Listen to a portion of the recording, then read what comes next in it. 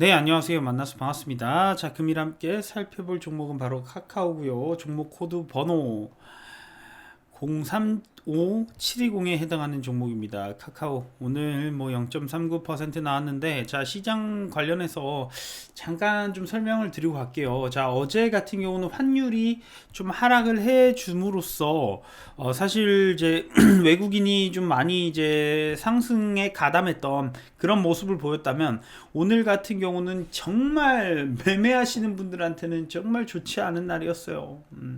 종가까지도 이렇게 음봉이 좀 나오는 부분도 있고, 자, 이게 지금 코스피 차트고 이게 코스닥 차트입니다.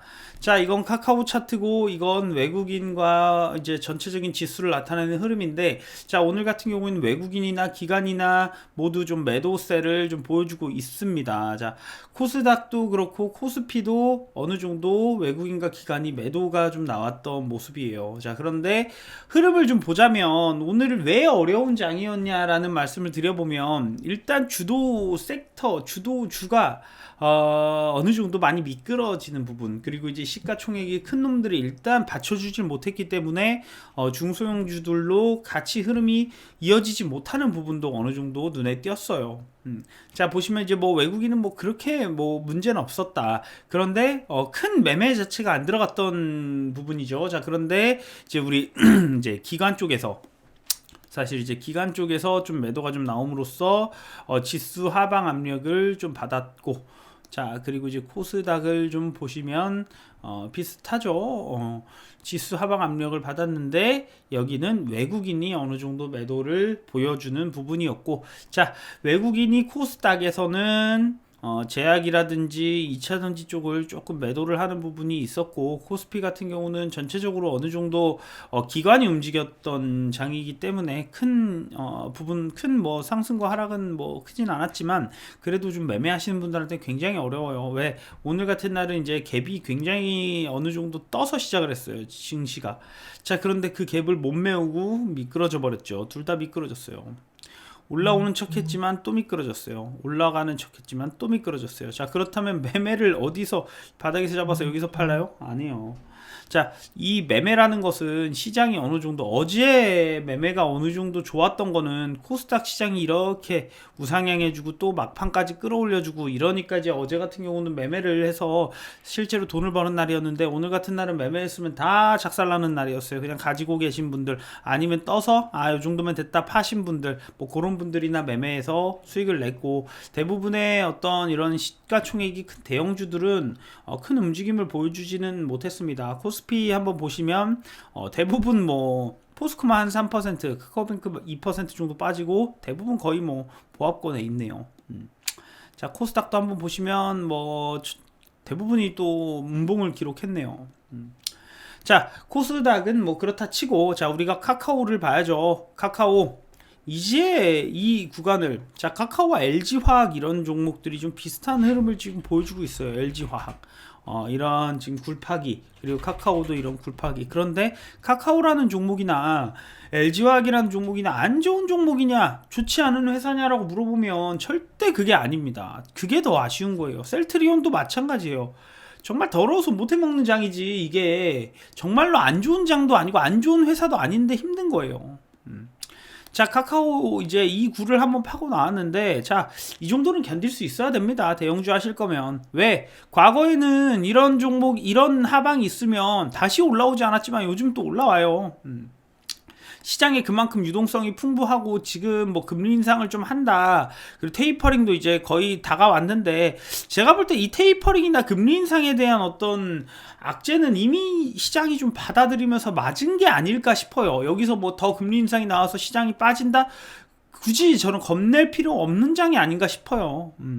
자, 그냥 요런 장이었어요. 갭 좀 띄워놓고 하루 종일 매물 받는 자리 정도, 그리고 어느 정도 올랐던 종목에선 차익 실현이 나오는 정도, 요 정도 보여요. 자, 시장은 분명히 이렇게 올라갈 것이지만 카카오나 네이버 같은 이 플랫폼 같은 회사는, 자, 우리가 과거에도 이런 생각을 할 수 있었어요. 내릴 때가 분명히 없던 게 아니에요. 항상 주가는 내릴 때가 있었습니다.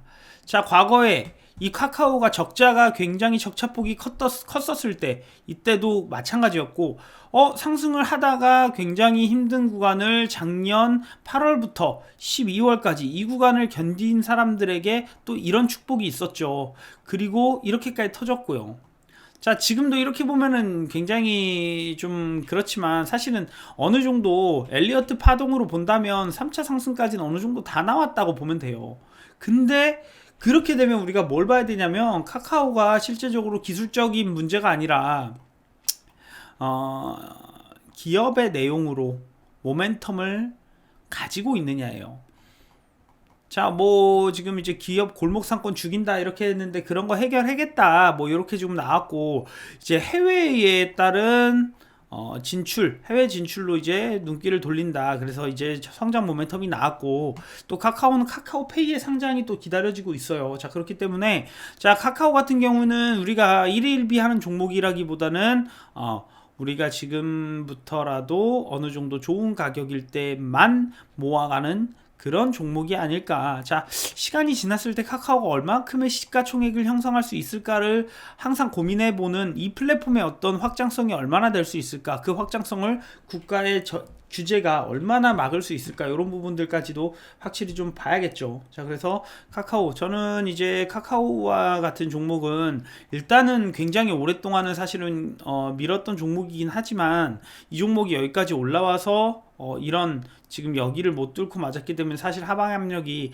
여기서 끝나진 않을 수도 있어요. 자, 중장기적으로 좀 내려갈 수도 있는데 일단 기본적으로 지금 대부분의 종목들이 많이 올라왔기 때문에 많이 빠졌고, 여기서는 이제 박스권 장세가 좀 나오지 않을까.